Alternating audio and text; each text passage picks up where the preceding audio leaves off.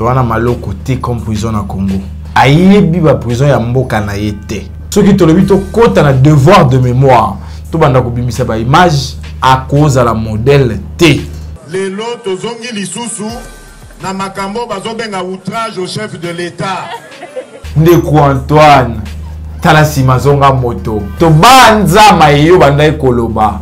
Mutu aza konyokola mboka aza koyiba ekolo toloba te. Soko lobi babi outrage au chef de l'État. Wana eza boumbuté. Est-ce que c'est quelqu'un qui m'a yango? Lelo yo moko okomi na ba discours mi balé. Malheur pour na yeza ki akwei topé à s'adresser na bato ba intimidaka te. O bangisa bisoti. Na yo na groupe de travail na yo. Lobby citoyen Antoine na kamwa ki boni outrage zongi. Est-ce que le présence de RDC na SADC et vous avez l'occasion de faciliter l'accès à Rwanda na SADC? La présence na biso na tête ya SADC nous offrons quoi?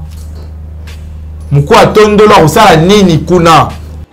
Ce qui est le discours au tenir pour une première fois je dirais qu'à tenir un discours mon pas responsable.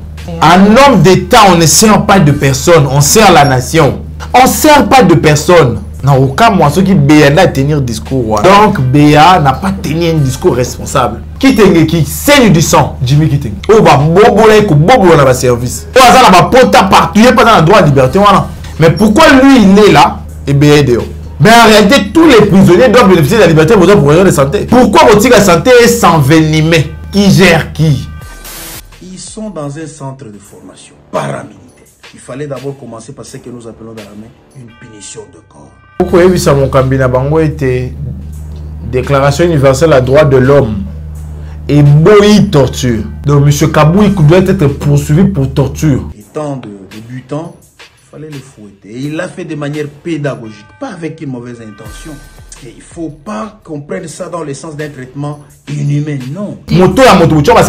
C'est pas méchant ça. Il a violé la Déclaration universelle des droits de l'homme. Et il a également violé notre constitution qui interdit les traitements cruels et dégradants. Je vous mets au défi. Mon côté, je ne jugement. Et ça, la prison, moi, je Congo, il y a comme centre à rééducation. Ouais. Na miracle nini. Apparemment, est expert en la violation des droits de l'homme. Comment il accepte de mettre dans son service, qui est un service paramilitaire, des gens qui ne sont pas militaires? Ou comme il juge pour apprécier la peine à battre. Ou on a des images automobiles. Rappelez-vous des souvenirs tristes et colons. La caoutchouc. Auditeur général à FRDC, il fallait déjà quand même le. Et puis il a le culot de prendre une vidéo pour dire qu'il y a discipline. Quelle est cette discipline qui se fait souffrir de la torture?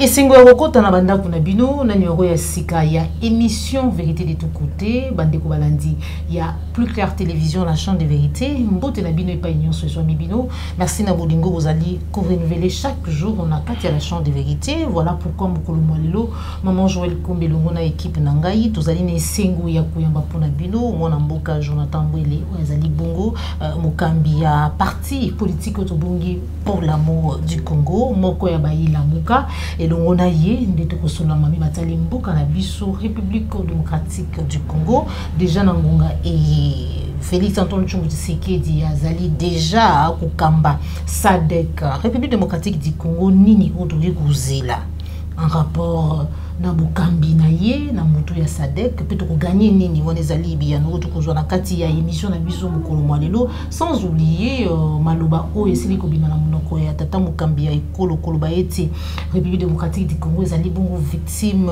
ya agression lâche et barbare ko bute pa ya pays voisin na ye moko ou ezali bongo Rwanda. Est-ce que cette fois-ci to ko ba eti azu vraiment courage ya koloba tout o pe ko mener ba démarche en rapport na agression au mboka na biso ezali ko subir obosana te mai o esilaki ko bima na monoko tata mukambi ya ekolo na ngambo ya Tchad bipai wapi ako promettre ba mwana mboka Jonathan na bande ko misusu otoyebi o bazalaka na franc parler ba bazali ko dénoncer ko interpeller bango bakambi ya mboka lobi eti basa la politique le lenge sengeli ba tomber dans mensonge parce que à cause de la intolérant na ba ye oyo ba cause la ko critiquer ko finga ye topé ko finga oyaye molonga depuis to bosanité était déjà François Béassi là qui kozwa liberté provisoire pour na ba raison ya santé mais aussi Jean-Marc Kabunda to yebi était cour de cassation et c'est là qui bongo ko décider était akende bongo ko fande pas naye c'est-à-dire na résidence et surveillée mais quasi 5 jours après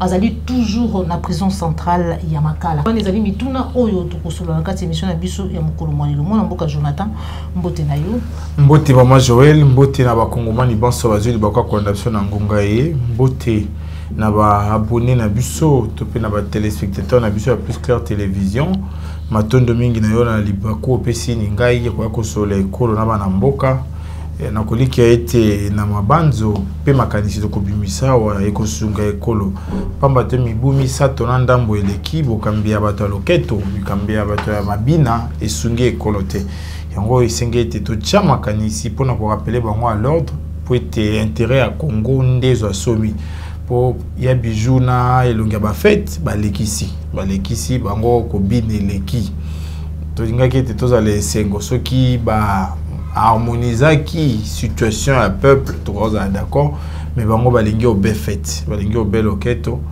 na mbongo l'état matondo mingi mwana mboka Jonathan na ko seka tango ko loba loketo balingi obe mabina balingi obe jouissance ndenge belé ya batu bakoloba tango landa ki président de la République na ngambo ya Kenya ko ba ete ba union so ba ko loba ka to ba ko tenaka ba discours ya lolenge wana o ye azali komona ete zali ba insulte surtout na égard ya mwasi na ye na ya yemuko beaucoup tondisa baboloko yambaki monene. Merci maman. Il y a liboso na Luki bandage je crois vendredi na pourquoi kino lelo na yeba esika kani na province nini na territoire nini na secteur nini na chefferie nini prison ba bengi maloko ezali na monite to wana maloko te comme prison na Congo même si tokolo ba ete boloko to tchango na pluriel c'est ba boloko ça veut dire le pluriel est moi ba boloko maloko na yebi angote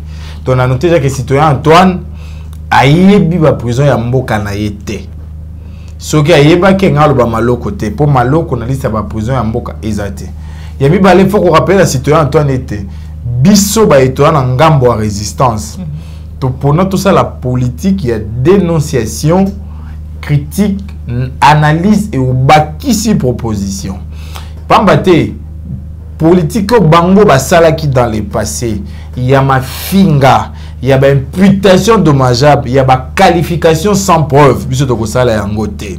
Pamba te maman, ceux qui te le bito kota na devoir de mémoire.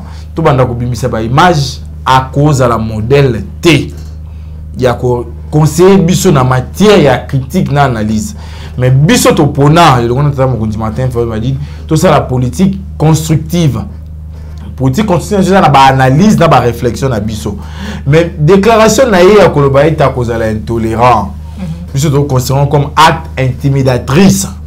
Mais malheur pour na yeza ki akwei topé à s'adresser na bato ba intimidaka te. Pamba te so de ki bato ba intimidaka. Nde tango bazwaka ndeko milingani tango bazwaka ndeko ndala tango bazwi ndeko yif to ngai to kanga monoko.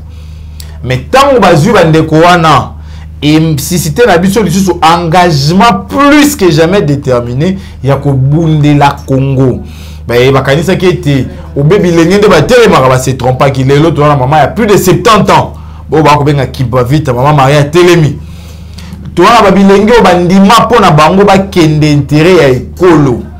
Ça veut dire que pour la bango lelo liwa boloko ezo représenter le côté personnellement le barayango soki kosenga ete na wa pour l'intérêt à Congo na kozala na kimia makasi sika na kozala pamba te na kozala na sali déjà par na ngai soki senga na vivre longtemps pour l'intérêt à Congo na vivre longtemps pour na travailler pour l'intérêt à Congo. Et puis je dis toujours je préfère mourir lion que vivre comme un mouton.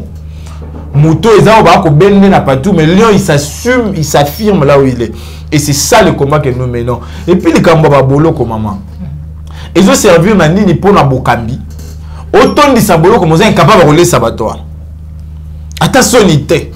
tout le monde mibu les cas qui moi l'année passée expatrié moko ndaki kopia bilei na bato bakangami alors que mobe koli kondi na ba mibe ko nyoso elanda yango ebete sokangi moto faut tirer na ba condition elongo bani ça veut dire on laisse ye on la tisaye on melisaniye ce que motuneza depuis combien de temps l'état congolais a adopté ba prisonnier na besoin na elamba elamba on va dire elamba ya ba prisonnier ya likolote et puis on a pour la visite pour la audience mais mon devoir fani bon l'état congolais a vu 3 pantalons yango ya sika yo c'est depuis quand repas ba prisonnier congolais baliaka vitamine nini yo ko kutana kati aujourd'hui ma desu na lo aujourd'hui ma sango sangisi ozo vitamine nini na kati ba condition carcérale ba mais comment ba go sanga dernièrement que bala la cité ma gilette donc ache boye mususu ya landi mususu ya landi bala la boye mo pandi nde wande ba boloko yo ko tondisa et puis pour l'information na yo tu as besoin de ton boloko ane belé oui au tchao na ba venu au tchao na ba commune au tchao na ba quartier voilà oui pour nya otongo pour après 2023 ba sectionnaire na yo ba cellulaire na yo ba ko tika na sisa te maman ba fini et puis ba ko continuer ko fin maman bon règlement obligé de to bana on va sika nous allons les mettre devant la loi et ils vont y répondre parce que tellement que vous allez belé tout ko rater na ba prison secondaire ils allaient belé pour bato ala nyonso ba vous en sika rosala parce que aujourd'hui le mal to pe ma bezani ni maman ba ko sen ndi baba éternel baba alpha pe ba omega rien bwana ibande pe bwana suka et puis tant ya bino histoire iko suka ya ba esusu ko banda de place que ton tout na bino et le ko kani au sala quitté tout le ko kani ozo quitté pe sa biso justification na yango biso nous sommes très à l'aise et toujours répondre na pour na biso était o bangisa biso ti na yo na groupe de travail na yo destin à moto yo za droit kango te non ce que comment ma été photo wa pona Congo to wa ce comment photo kangama pona Congo to ko kangama mais ça te pour yo ko za le décider pour yo ko za modèle tous wana nous en image maye oyo ezali déjà ça circule bato belé ba ko bitula binanya ko bimisaka ba vidéo oyo lolenge mwana mboka Jonathan vuti koloba devoir de mémoire. Est-ce que les autres koloba été vidéo ou tout maloba ou ils allaient rattraper le président de la République pour l'annoncer tout à l'heure.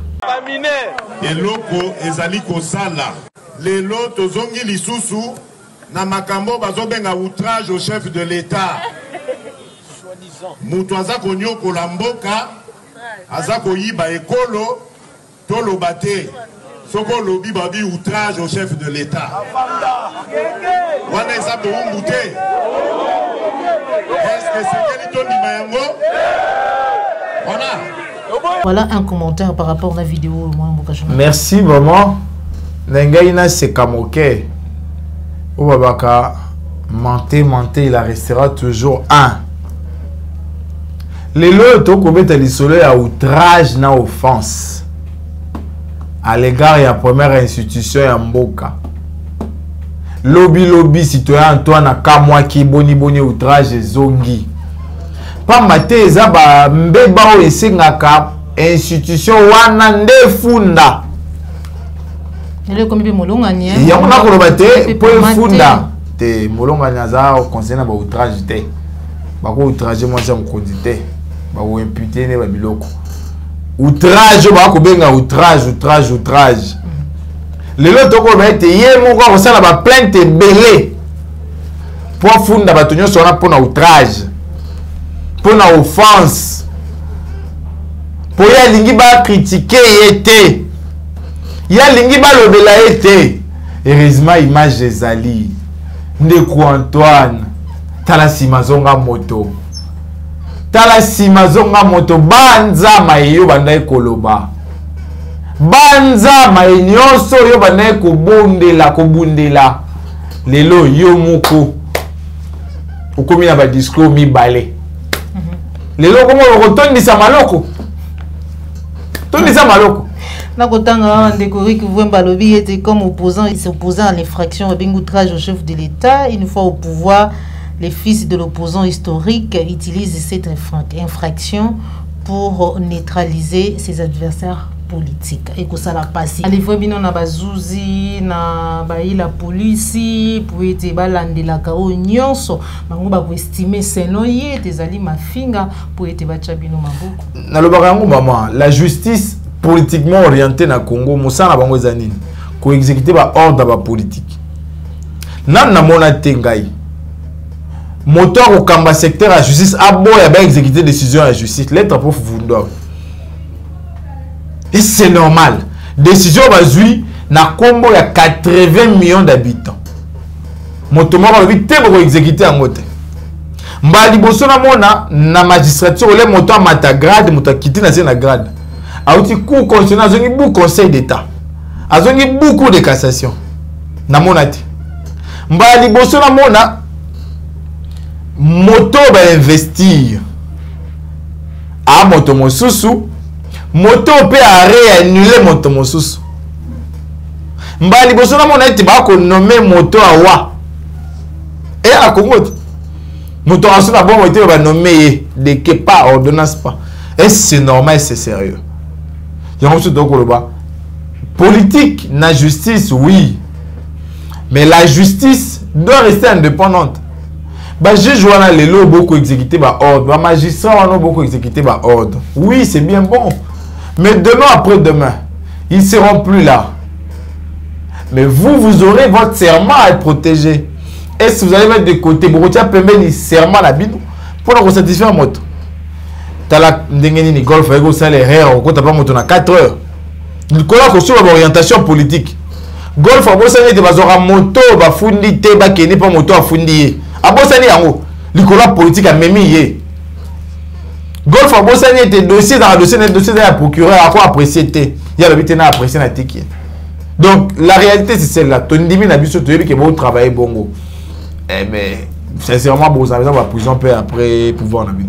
Merci beaucoup mon Mboka Jonathan. Lelo Félix Antoine Tshisekedi azui bokambi ya SADC. Nini o République démocratique du Congo biso to ko gagner na bokambi na kati ya to liko na mutu ya SADC. Déjà faut que le était na SADC, c'est à peu près une vingtaine d'États africains seulement qui se retrouvent là. Mais l'Union africaine doit la possibilité, on en a plus de 50 États africains. Mais tout ça une année. Na tête à l'Union africaine, tout ça qui est incapable de convoquer réunion de chef d'État pendant une année. Nous n'avons pas été en mesure de réunion de chef d'État pendant une année. Ou en tête à l'Union africaine. Si on le dans la tête, il y a SADC. Où il y a seulement une vingtaine de personnes. Dès que vous avez la mesure, il y a qu'à faire entendre voix dans un secteur limité, avec des gens limités. J'ai mis de réserve. Parce que dans l'Union africaine, on pouvait bien parler pour se faire entendre par tous. Tous les États africains, occasion au fond de Rwanda, mais on n'a pas su assumer ce qu'on avait comme prérogative. La preuve, c'est que nous n'avons pas été en mesure d'organiser même 3 réunions de chefs d'État dans la tête de l'Union africaine. Maintenant, cette fois-ci, dans la tête de SADC, il faut quand même Rwanda pour nous dire que les pays sont victimes d'agressions lâches, barbares, que vous n'avez pas un pays voisin, Rwanda. Cette fois-ci, au moins, à braver la peur, de affronter Kagame. Mais pour quelle réalité ou pour quel résultat? SADC, on a fait que le Bayango était. Ramaphosa boela qui Rwanda droit au membre de SADC pour que Rwanda se comporte comme bien envers l'État voisin. Est-ce que le président de la RDC dans SADC et vous avez l'occasion de faciliter l'accès à Rwanda dans SADC? Et moi tout net. C'est en fait ça la réalité pour Congo et comme il est là objet à mépris parce que vous cambio les Nicolas à Congo et côté Kayango le lingue banité. Na SADC, l'objectif est économique, diplomatique, militaire, coûte exaté. Et quoi ça la coûte tout est, naïf va imaginer déjà. Mais surtout qu'il y a une option économique. Qu'est-ce que la RDC a proposé à ces États-là? Na minito. Nous ne sommes pas même à mesure d'assurer une autosuffisance alimentaire en interne. Donc, on a remis les sana à noter. Parce que pour le Salibanda, il faut lier au sentier qu'on a mis un excédent. Nous ne sommes même pas à mesure, nous, de nous auto-alimenter d'abord. Nous exportons tout. Nous sommes les minerais nabiso. Tout est là, multinationales, agriculture nabiso, donc on a aussi la malongate pour nabiso, ils ont bien whisky, loquette. C'est en fait ça la réalité. Oublions que l'organisation régionale ou sous-régionale dans la carte ils ont un but économique.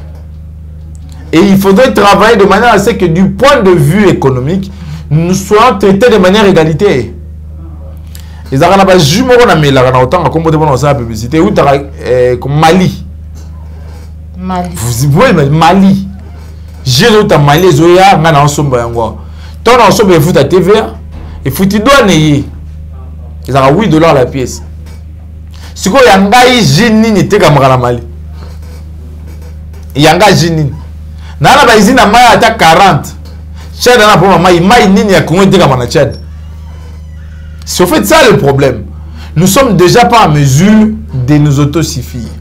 Et à l'extérieur, envers nos États voisins, nous allons proposer quoi? Donc ça veut dire que tout ça, un passage peut juste vide, n'a pas de quoi. Au moins, on peut réunir Badobeng à maté. Au moins, on peut réunir économique au salaire maté. Pas maté parce que nous n'avons pas à offrir. Namibie a autorisé que la bise est bonga. A autorisé inaugurer une usine de transformation à banana en jus. Namibie. Donc désormais, ceux qui attendent la production de Mayakati et Koki, à quoi il y a dans le secteur économique pour partager dans l'État SADC. SADC ou Anaka Maman dans le secrétariat général Nayango. En dépit du fait que tu mobilises le gouvernement en République, qui va battre campagne, mais tu as maté. Alors que le secrétariat général à SADC, c'est en fait l'administration de la SADC. Ceux qui travaillent dans le Congolais morts en Kati, et ils ont servi de pont envers tous ces États membres. Tout dans tel secteur, État tel a besoin, ni nous, en excès pour nous rappeler ça. Il y a des États africains qui manquent du ciment. Il y a des États africains qui manquent de l'huile. Mais toi, la moutona Kati. Et puis, moto et biso, avotamment avoir bémoko. Ça veut dire qu'il y a un problème.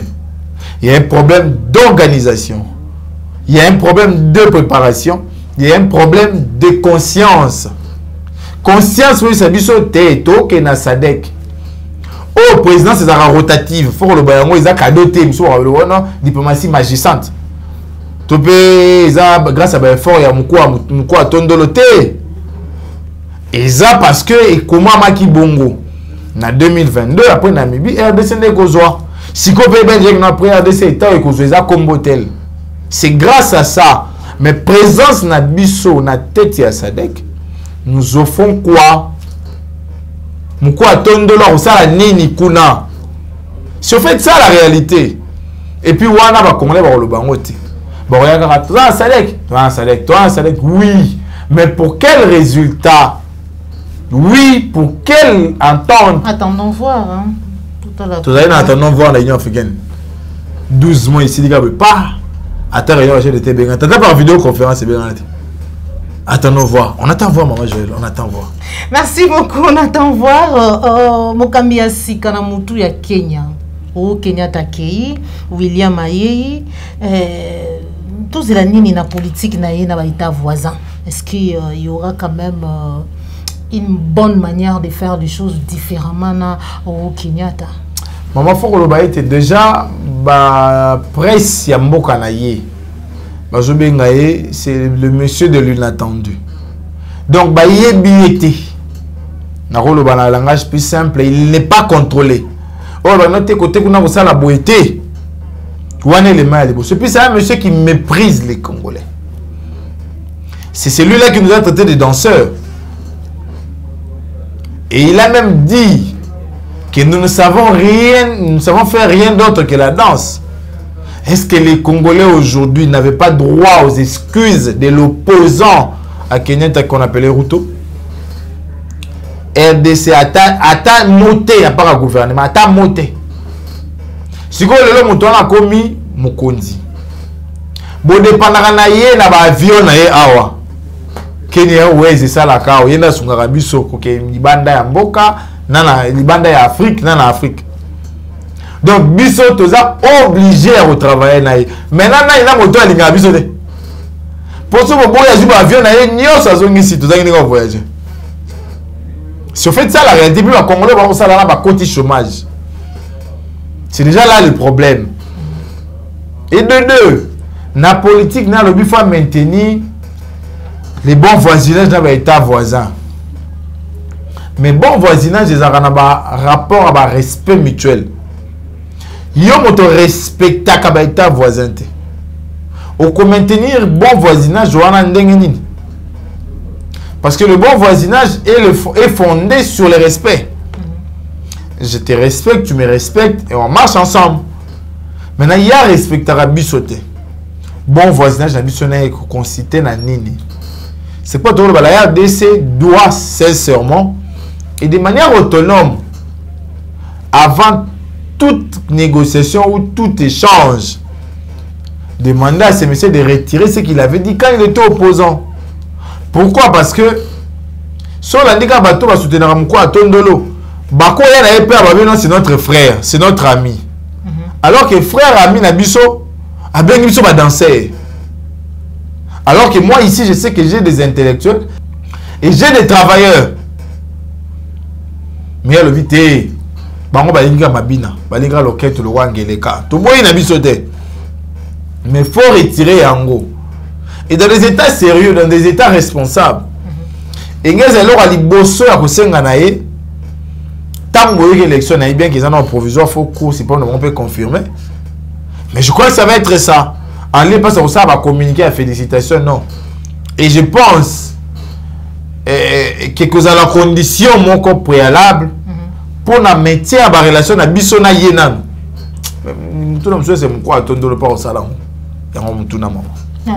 Maintenant, Domingue, mon amboka Jonathan, pour nous globaliser toujours état des droits, tous on a manqué si mon rapport n'a pas batali ba propos ya chef de l'État na ngambu ya Tchad ou azali le secrétaire général ya IDPS a outa écouter les salabi eti ba ikongomani ba le déformant qui sens surtout le message ya mokambi mboka c'est pas ce qu'il a voulu dire dans le langue vous allez comment na albi eti ba interprétation et salami ebele ou yambi ngoni. Si vous avez un service que mon tour va naître au baye mon rayon m'emballe biso to qui était maman mon cowboy déjà ba dénigrer maman voilà biso de to qui en si go il doit déformer na nini biso to qui était na rozala intolérant biso de déformer na nini avec de ceux qui maloko et kotonda to déformer na nini. Ndeko wana singela yebisa biso nanu ba déformer nini ba longola na contexte nini peut ba tchango na nini. C'est bien bon de beaucoup parler, c'est bien bon de beaucoup agir, mais il faut nous prouver les pour et les vrais. Pourquoi on a changé? Qu'est-ce qu'on a changé? Yango motunat biso devait être maloko ngala ke maloko za raté composition na Congo. Maman moko boy na yeke wana ba chosifier maman pour bon respecter on peut pas citer. Si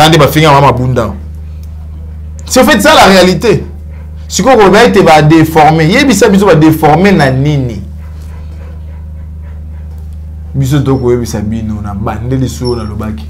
To ko banga bino te. To souhaiter ko to botonga ba prison ebele na ba avenue na ba commune. Et so aussi si otonga, vous avez capable à ko lier ça ba prisonnier wana. Bah expatrié bah laisser la ramine ba prisonnier, c'est pas respectueux, c'est pas propre. Voilà. Et bisopé tu continuer à critiquer mauvaise gouvernance na bino, tu continuer à critiquer ba insuffisance na bino. Moi, Namboka Jonathan, lecture na yo en rapport na justice kaka o déjà les loba sidi ko livrer bino na maboko ya baimi beko pour ceux qui propos moko bimi au président de la République a estimé des alliés vraiment outrageants envers yé ba ko tcha bino maboko mais kasi déjà cour de cassation et cela ko senga été en rapport na maignos bazali ko reprocher Jean-Marc Kabunda Kambundu babi procédure ezala qui vraiment respecté et que sengela za la bongo na résidence surveillée. Mais déjà, ça fait déjà presque 5 jours. Elle est toujours dans la prison centrale Yamakala. Qu'est-ce qui se passe? Mon quoi va juiceur, parce que ne doit pas d'aller juiceur. Les lois que Sibir dictat peu orientation à la politique n'appareil judiciaire. Pambaté, ceux qui ont un état mon corps sérieux. Décision et justice sont exécutées à Combo et à 80 millions d'habitants. Il fallait déjà bâtir la maison à Bokengeli à Makasi. Résidence surveillée à moi la maison à ici à Bokengeli à Makasi. Mais boni mikolomi nei eleki aza obena ici à Bakanga Minyoso. Ce qui toko ça la déduction mon simple. Et ça que mon ko a eu décision à Combo à Congolais. Alors oui nasala. Mon sous à l'obité n'a eu décision à combat moto moko dans salaté. Alors que na mobé koli kondi constitution na mission 18 février 2006 qui est modifié en 2011 et le bé était na ba institution nyonso to na Congo moko à cause de pas na ba sous-souté moko ko sibir injonction de justice. Qu'est-ce qui fait que les lots mikolomi ne to jomeleki azaka kana résidence surveillée? Est-ce faut conclure que décision wana na no bazuite to décision wana na no ba yini ko exécuter ngote? Se fait ça la question et on voit que la justice au Congo déçoit, la justice au Congo trahit. Pour les kamwa procédure na ko bandela yango ne ko kabuni tisiko za ba immunité na ye tisiko za ba immunité na ye pour ko yoka ba yoka liboso. Nandi Makate qui procureur yoka sans cause d'autorisation à l'Assemblée nationale. Nandi Makate. Je crois que le procureur a encore autorisation. Pour y avoir mon bat limibeko. Y a mon kenge limibeko. Si que ceux qui procureur général a encore autorisation. De Kokabunda Roba était batika la koyo kayete. Pour batinde ekuna. Donc on va inviter à mi balé de tout le monde au cassé. On demande un réquisitoire et à lever du militaire dans ce fort. Abisiko boni boyoka kinga liboso. Boyoka nga sur pied ya nini. En réalité, on a violé ces droits de la défense. Article 19, 1961, Mobé Kolikondi. Si on lelo pour réparer tort wana. Bayo ti lelo bandima ki bango bazana devoir kakana mobeko. Bazana devoir kakana serment na babité. Vous régulariser procédure conformément à statut na ebo chaine sika bokengeli. Pas maté même traitement wana. Yango basaki na ndeko mamba awa. Yango basaki na ndeko tunda awa. Pour barana bango et ko tia bango benga ba privilégié de juridiction. Dans le but beaucoup bois ki mbala moko na sika bokengeli batonyo sote. Bo chaine no. Yango to koloba. To boy na bisote. Binonde bono marabato wana. Mais baton ba ete bango ba na devoir ya redevabilité na binoté. Ba na devoir ya redevabilité na peuple. Réparer les torts que vous causez aux autres. Parce que demain ça peut être votre tour. Voilà. Merci beaucoup mon Mboka Jonathan, tous allez tendre déjà vers la fin de l'émission Nabiso, François Béa, à cela qui obtenir topé joie liberté provisoire pour la raison et la santé, mais quand c'est des jeunes en Afrique, qui donc exclusivité à audition naïe, mais kasi alors il a servi Mobutu, Seko, il a servi Joseph Kabila et aujourd'hui il ne peut pas trahir son frère ou Azali Bongo Félix Antoine Tshimbu Tshisekedi. Est-ce que les lots vu et aussi makamunyo so tozali komona tozali koyoka koleka na liberté provisoire wana et ici était makambo na ye nyonso esili soki est discours au à tenir pour une première fois je dirais qu'à tenir un discours mon pas responsable soki ouais, un homme d'État on ne sert pas de personne on sert la nation Il y a un moment où moto a travaillé pour l'emboka sur un drapeau bâti l'écolo. On ne sert pas de personne. Non, aucun moi, ceux qui BA à tenir discours. Oui, parce que tu étais par voilà. Jackie. Voilà. Donc, BA n'a pas tenu un discours responsable. Ça, il faut le dire. Comme homme d'État, il n'a pas travaillé pour Mobutu. Il a travaillé pour les pays dirigés par Mobutu. Il n'a pas travaillé pour Kabila, il a travaillé pour les pays dirigés par Kabila. La preuve, c'est que Mobutu est parti. Kabila a travaillé avec lui. Kabila est parti. C'est lui qui est venu travailler avec lui. Non, non, maman. C'est pas correct. C'est pas correct pour un homme d'État. Propos, on a une liberté provisoire pour des raisons. Si on a la deuxième étape à liberté provisoire. Mais il y a les seuls prévenus politiques. Tu peux prisonnier ou hasard a droit à liberté provisoire pour les raisons de santé. Qui saigne du sang, Jimmy Kitenge. Ou bah bobo là ko bobo na ba service. Ou hasard na ba pota partout, il pas dans le droit à liberté voilà. Mais pourquoi lui il est là et bien dehors. Tout beau était. Pour raison de santé, bon, battre la bonne, oui. Mais en réalité, tous les prisonniers doivent bénéficier de la liberté pour raison de santé. Tous les prisonniers. Parce que les soins de santé, ni bon bazarana yango. Yango mutuna. Depuis quand biso photo bana sima ke motabeli. Parce que sans toi ils aura muté na bo esika bombi wana. Motoye baba ina ba checker sur la malade. Donc bango ba treboso ba yeba ke muto malade. Pourquoi votre santé est s'envenimer? Et puis le lendemain, après quelques jours après, l'avocat va voir que mon abanga zobela. Ça veut dire qu'à un moment déjà le travail est mal fait quelque part. Les maisons ou les maisons carcérales doivent savoir qui est malade et qui est en bonne santé. Est-ce qu'on voit là bas pour ça la tête? Bisote on constate après que mon tout monde a bela qui, tu constate que mon tout monde a bien été. Et nous nous posons au finish la question qui gère qui? Et puis, nous avons un dossier, on presse les gens là. Même qu'on est la police pas là. Mais il y a une liberté. Donner Nini, où ils ont motivé au 3, il y a François, et il y a Paul Moussous. Les gens ont motouna des mamans. Oh, il y a des motouna. Sans trop, il y a un Selemba pour la prisonnier sanatorium. C'est le moment. Il y a un moderniser en haut. C'est le moment où on va équiper en haut. Pour qu'en fait, le gars va de santé en Europe peut-être. Pour qu'après, on va quitter la souka. Harmoniser, orienter, corriger les failles qu'il y a maintenant. Les gens ne peuvent pas savoir après que quelqu'un est malade alors que vous êtes les premiers à les recevoir. Les premiers à les recevoir. Et si pour Béondo accorder, pourquoi pas pour les autres? Qui également est malade et je l'encourage là où il est. Pour la niaise, un droit de liberté provisoire. Et puis, vous faire vos amis balais. Qui t'engue pour le dire jusqu'à présent à la présomption d'innocence, outrage au Parlement. Mais qu'on est dans la sûreté. Vous imaginez un peu? Si il faut autant la gravité à fait. N'a une défense de liberté provisoire. N'a pas gravité à fait. Donc, il est temps de réparer le tort que vous causez aux autres. Peut-être que demain sera votre tour. Merci beaucoup, moi Namboka Jonathan. Situation sécuritaire Yamboka na biso République démocratique du Congo.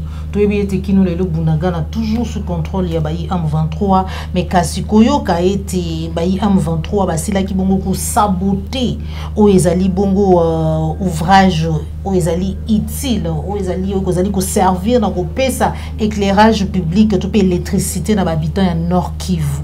Lelo Union européenne a ko condamner yango. O yamine ni alors que au même moment bazali ko insister ba ko beta CTP ba ko senga ete dialogue et salama entre bangona gouvernement na biso pour obtenir gain de cause bitumba na bango. Mouzamabe a imposé le son de l'arme ou des armes. Ils ont dit ça kimia. Baouma a imposé Mandoki, Mamadou Ndala a imposé Mandoki Kimi Ekoti. Je suis de ceux qui pensent que des dialogues ne résoudra pas la situation de la sécurité à l'Est. Je pense qu'il faut faire la guerre à ces agresseurs-là. Je pense qu'il faut attaquer de manière proportionnelle ces rebelles-là. Maintenant, là, le maman. Toko Bunda. Il faut nyonso chile la zone qui a cible. Avancer nyonso ça qui a 10 pas, zone qui a 0 pas. Pas maté pour naïe libumu. Pas maté pour naïe mloketo. Lelo maman plus de 50 jours banda Bounagan ezwama. Réaction nini ya l'état congolais pour na Bounagan. Réaction nini. Bazara ba point de presse, Qu'est-ce qu'ils ont fait de manière concrète sur le terrain pour nous ramener notre Bounagan? Na ko sabino tozwa Congo te na Bounagan na te. Na 2020 to bozong sa Congo bozong sa na Bounagan na kati. Oh. En tout cas Congo sa Bounagan na tozwa te. Bozong sa na Congo na Bounagan. Oh, déjà autokosolola oyebi ete déjà déploiement ya force régionale hein, déjà ba Uganda bakotaki ba Burundi pe bakoti bon pour la docteur Denis Mukwege mwana mboka azali kobanza ete déploiement wana to pe les faits ya kundimaka ete bapaya ba armée ya bapaya eyaka obele na ngonga nyonso koya ko soutenir biso ezali sorti ya humiliation pour la nation na biso République démocratique du Congo même soki pe na ngonga o ngambu ya Kisangani ba interdire na université ezali kuna pour à tenir conférence na. Voilà, bango va décider yo ki ba fois ton samaloko donc banda bongo ils vont réduire le droit d'expression de gens et c'est ce qu'ils sont en train de faire ba roboya loba et c'est ce qu'ils vont faire aussi mais il y a malonga ezato eba que grâce à Chile Gelou to la kisi na monde qui est incapable de se sécuriser incapable. La preuve, c'est que tout ça, il y a IPDF, mutualisation, na Ougandais. La RDC qui demande à l'Ouganda de l'aider pour ramener la paix. Les lotos, et force régionale, na bamboko, na capacité de sécurité, pas na bango. Les Soudans du Sud aujourd'hui divisés à deux, morcelés. Morcelés, mboka, on a deux. Bon, là, on a qui na Congo. Les restes des États, Tanzanie, ça a un élément dans mon histoire. Kenya y a déjà en route avant. Donc on va effectif sur effectif. Et puis il y a une coordination et la force régionale ouana. Nani nda ko coordonner yango. Na ba résolution ba kino isa officier moko angolais. Ce que motune za na officier angolais na ba moko. Yango motuna. Est-ce qu'on doit continuer à dire haut et fort au monde entier que nous ne sommes pas en mesure d'assurer notre sécurité? Ou à un moment devant dire non. Laissez-nous donner la solution à nos problèmes. Laissez-nous faire la guerre parce que c'est notre terre qui est menacée. Vous connaissez de Ouganda, Burundi, Kenya. Il y a un prix à payer pour ça. Il y a un prix à payer pour ça. Et qui va le payer? C'est le peuple congolais. Qui voit son pouvoir d'achat être diminué chaque jour. Qui paye les impôts mais pour ne pas les retrouver dans son assiette. Qui crie matin et soir, qui veut un changement, mais il est en train de vivre la continuité. C'est le bité. Chile Gelo à la qui si ma limite naïe. Chile Gelo à la qui si ma faiblesse naïe. Tous les lara 2023 c'est sur Congo na Bunagana na kati. Na Bunagana.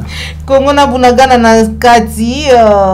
Tout comme la sous-émission na biso, mais image ango, c'est vraiment sensible hein, parce que bande comme sous ba benga ba bi maman Joël côté la biso li sous image ôté ça fait tellement mal. Comment on a baleki bande ko ya yo oyo bakanga ana Kinshasa aussi peut-être peu na ba coin misusu ya capitale comme bakulu na sans ki ba samba sans ki ba mima bango na kanya makasisi. Tout le monde lenge nini Saint-Lon ouazali mokambi na bango kuna lobi ezali discipline non parce que bazali ko formation parents militaires analyse nini ozali ko sala tant image ya ndenge wana omoni yango cordo puis mafuku juste moi extrait kaka bandeko peut-être ba mona ki yango te ba mona yango. Je comprends que de la manière dont ça a été fait plusieurs se posent la question pourquoi, mais ils sont dans un centre de formation paramilitaire. Il y a des niveaux de sanctions. Est-ce que ces jeunes, il fallait, de leur premier forfait, qu'ils soient mis devant la justice militaire? Non. Parce qu'ils n'étaient pas encore enseignés au règlement militaire. Et le commandant a estimé, je ne suis pas son avocat, c'est le rapport que j'ai eu, il a estimé qu'il fallait d'abord commencer par ce que nous appelons dans l'armée une punition de corps. Les punitions de corps sont de plusieurs ordres. Étant des recrues, étant des débutants, il fallait les fouetter. Et il l'a fait de manière pédagogique, pas avec une mauvaise intention. Parce qu'il ne faut pas qu'on prenne ça dans le sens d'un traitement inhumain. Non, il l'a fait dans le il a fait de manière pédagogique. Devant une parade, c'est-à-dire devant l'ensemble de tous les bâtisseurs. Et les messieurs, les gens qui ont diffusé cette vidéo sont de mauvaise foi parce qu'ils n'ont pas diffusé la vidéo dans son entièreté. Les commandants bataillons avaient d'abord commencé par rappeler les ordres qui avaient été donnés, le moral qui avait été donné, les consignes qui avaient été données, de ne pas voler, de ne pas violer, de ne pas fuir, de ne pas tout ça. Il a rappelé à l'ensemble des bâtisseurs qui étaient présents et il a maintenant fini par dire ceux-ci, nos amis ici, ils ont violé les consignes et on va les sanctionner devant. Il les a sanctionnés devant l'ensemble des bâtisseurs pour dissuader les autres. Imaginez, parce que le premier bataillon qui était parti, ils étaient à 650. Imaginez que tous les 650 s'étaient comportés de la même manière. Qu'est-ce que les gens n'allaient pas dire? Qu'on a, le gouvernement, les autorités ont transféré les sécurités de Kinshasa vers le Haut-Lomami, vers le Katanga. Et là, ils allaient être plus sévères. Ils allaient même dire qu'on l'a fait sciemment. On savait que ces jeunes sont dangereux. On les a transférés là-bas pour créer de l'insécurité volontairement. C'est ce qu'ils allaient dire. Commentaire à moi, Jonathan. Faut que vous sachiez mon Kambina Bango était Déclaration universelle des droits de l'homme et boyi torture. Donc M. Kabouikou doit être poursuivi pour torture. Comme auteur intellectuel, il y a torture. Ah, c'était pas méchant, c'était pas méchant. C'est pas méchant, moto à moto, moto à moto, c'est pas méchant ça. Donc il y a ça, tu vas poursuivre pour torture, M. Kabouikou. Il a violé la Déclaration universelle des droits de l'homme. Et il a également violé notre constitution, qui interdit les traitements cruels et dégradants. Ils ont utilisé une cruauté envers ces gens-là. Et puis, mon côté, je vous mets au défi, mon côté, il n'y a pas de jugement. Et ça, la prison, il n'y a pas une prison dans le cas de Makassese. Les lots de Makassese, c'est comme un centre de rééducation. Ouais. Na miracle nini. Maman, faut qu'on rappelle que tu es Mobutu. Masango, maman. Masango, on ne pas ses alliés. Mobutu, à son temps, interdisait la décision de blaisage sur toute l'étendue à RDC. Parce que c'est une université. Si vous comprenez, c'est ce que vous blayer, vous avez intention nini. Motusoka yibi, juge à Sambisaye. Le fait que nous avons commis ma pingate, moi ba mi mabango liboso ya bazouzi ya mapingé ça là quitté donc c'est une façon ya ko discuter. Kabouikou apparemment est expert en violation des droits de l'homme. Comment il accepte de mettre dans son service, qui est un service paramilitaire, des gens qui ne sont pas militaires, et il les prend sans jugement, décision d'autorité. J'ai l'homme à commettre un forfait, il y a des partis civils ici. Bateau de la réparation à Bazali. Procès ça les maté pour il joue mon attend matinée bon quand même c'est. Juge na sambisa bango. Retenir infraction nini. Potin da ekuna. Et puis toi comment il y a possible oh ça 5 ans, oh ça 3 ans, ça surpris nini yo comme l'état comme juge. Ou comme juge pour apprécier bateau ya peine à bateau.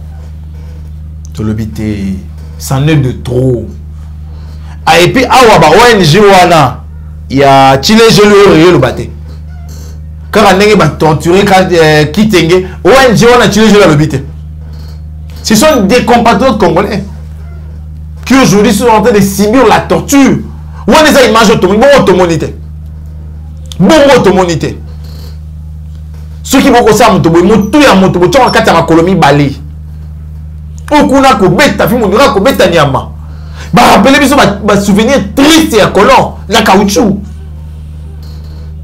Mabela ba kozaka po bazanga jour moko kuluna. Ya wonde le wonde on a droit ko samba. Ya wonde on a droit ko za traiter malamu. Dans des états sérieux. Auditeur général à FARDC, il fallait déjà Kangande ko Kabouikou. Parce qu'il a violé les droits humains. Il a violé les droits à l'intégrité physique de ces personnes. On va porter ces combats. Il faut pas l'andelayer. Et puis il a le culot de prendre une vidéo pour dire qu'ils ont discipline. Quelle est cette discipline qui se fait sous pied de la torture? C'est pas méchant. Maman, sapato, non, sapato, c'est une ezalaka. Ozu moto à motonato, on a des sapatos. C'est inhumain. C'est inhumain, c'est la bestialité, Bonyama. On ne peut pas traiter un humain comme ça, qui a le sang comme toi. Ouais, il va y Massango. Massango, il va y a Massango. Ils ont quitté la Massango, ils vont traiter, ils ont quitté la Massango. À un certain moment, il faudrait que l'humanisme joue. Bah, même pour humaniser, bah, service. Humanisme est un autre. Humanisme est un autre, moi, na moto. Il y a un bateau. L'issue, mon aïe, ça va pas, ça va un jour coulouna. L'issue, mon aïe, en gros. Oh, le droit à samba. Oh, le droit qui va traiter bien. Pas sinon, moi, en tout cas, ça fait très mal pour sentir tension. Il y a mon amour que Jonathan dit que matin.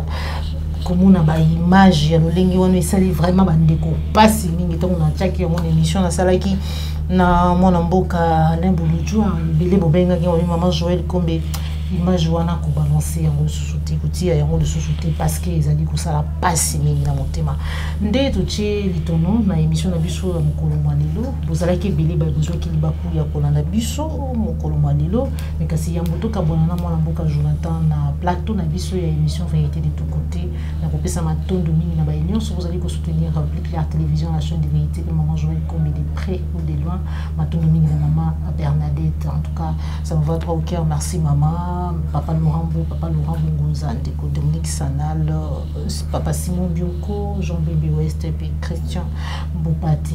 Moi, je suis Jonathan, message là, Nini Bayi, Congo Mani, Bakoui, pour retenir en rapport à l'émission de son Mokolomalo, pour le numéro de téléphone, pour développer Mboka. Maman Joël, il faut qu'on l'ait déjà été. Bon, auteur, il y a la torture, il faut que juge Bassamba. Il faut tout long dans stade. Il y a justice à 2 poids 2 mesures. Si Béa peut avoir la liberté provisoire, d'autres Congolais également peuvent avoir la liberté provisoire.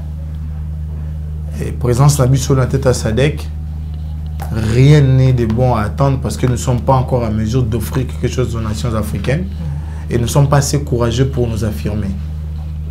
Arrivé à force régionale, une fois de plus, nous avons monté à l'échelle du mondial, nous avons monté à l'Union africaine, que nous ne sommes pas en mesure de mettre la sécurité chez nous. Voilà pourquoi nous crions à tout moment « Boyede biso, boyede biso ».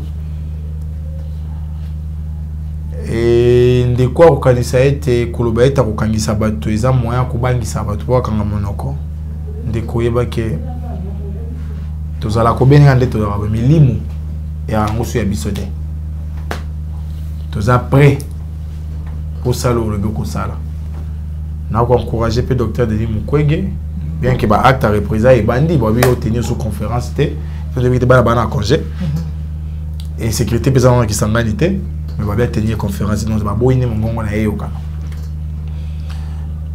car pour na Congo de na analysaka ce que ça ba to mi balemi sa to ba betami libaku na maina bimisia comme analyse comme réflexion bolimbisi ezaka pour l'intérêt Congo de to comme ça makanisio ou pas comme on a été dans la moelle l'eau comme cas qu'on bâtisse topé à Kolongola na maïna lobby en privé ce que vous avez bandé en beaucoup tu as plus de 143 libos sur la 4 sur 81 35 21 391 81 35 21 391 pour comme la bus au benga biso to solo là pour entrer à Congo ndefeza liboso ingeta lobby à Congo za malamu Matondo mingi mon amboka Jonathan Bwele uzali bungu mukambia pour l'amour du Congo moko ya baila muka matondo pona pesa biso moso na mukolo malelo bande ko balandi ya Plus Clair Télévision tukutani ngomba la sima soki nkolo aba télévision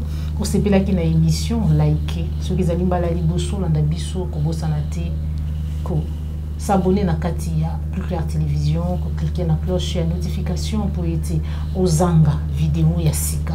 Ya mai mazali ko lekana ko lobama pe ko sala na kati ya mboka na biso République démocratique du Congo, mais surtout kolanda ba publicité ezali koleka na kati ya ba vidéo na biso ezali lolengi ya soutenir Plus Clair Télévision mon Joël Kombelongo na bandeko nyonso bazali toujours là pour na koluka kopesa bino basango à temps réel Popola Yombe Joël Gonago chasseur d'images Judith Kamwanga Cordon Pimafuku ezali kosangisa biso yango nde mutuya koleka ezali kokabola biso ezali kosangisa biso ezali mama Congo ezali mboka na biso République démocratique du Congo tolinga yango koleka nyonso pona bolingo ya Congo pour l'amour du Congo ndenge mwana mboka Jonathan Mbila lobaka etokota ngo bala sima soki kola bateli biso au revoir.